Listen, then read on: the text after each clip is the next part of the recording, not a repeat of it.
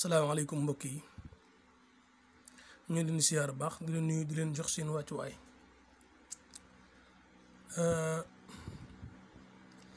tey ñëw yéen ci ku bëgg am liggéey muy réew tubaab bi nga nekk muy foo mën a nekk te bëgg am liggéey rek ak foo mën a ne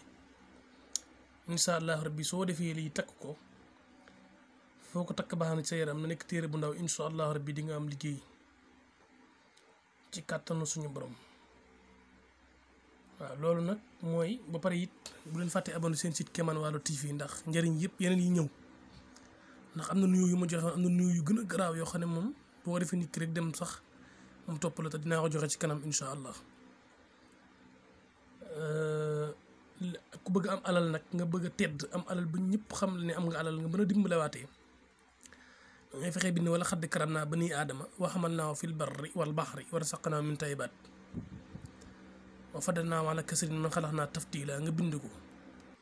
waaw aaya bii mu wax nag muy wala xadd karam naa mi ngi ci suuratul Israa yi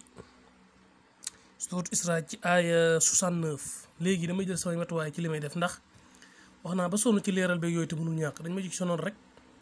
waaw nit ki daal moom dëgg yàlla sa yitte la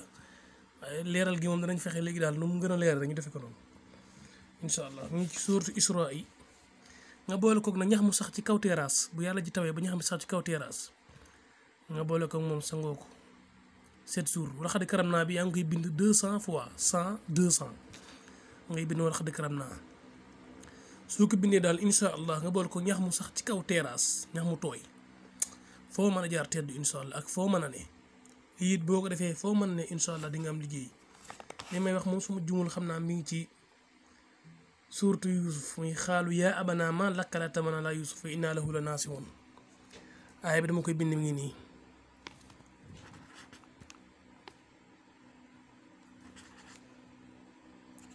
xaalu bi xaalu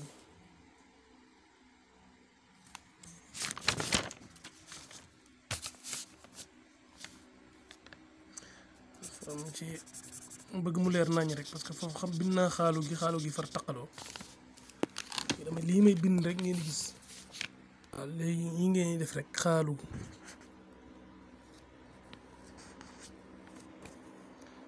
yaa abana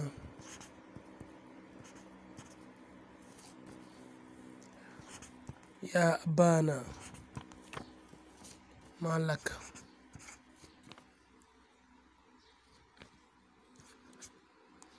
laka laa ta'manaa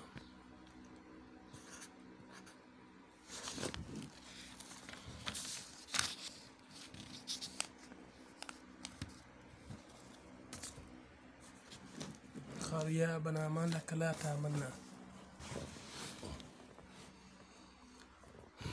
ta'manaa alaa Yuusuf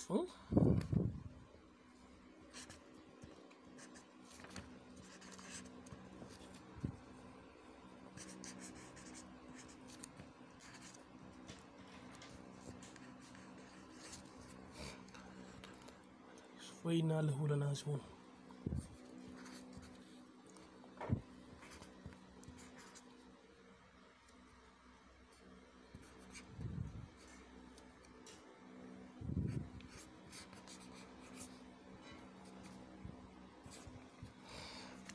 moo ngi nii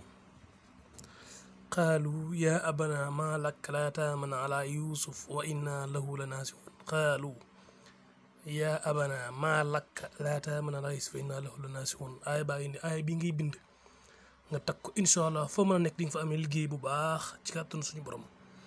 wala xadd karam naa moom dem boo leen suuratul Israa rek aaya 69 alxuraan jaay gën a leer ngeen gis ko fa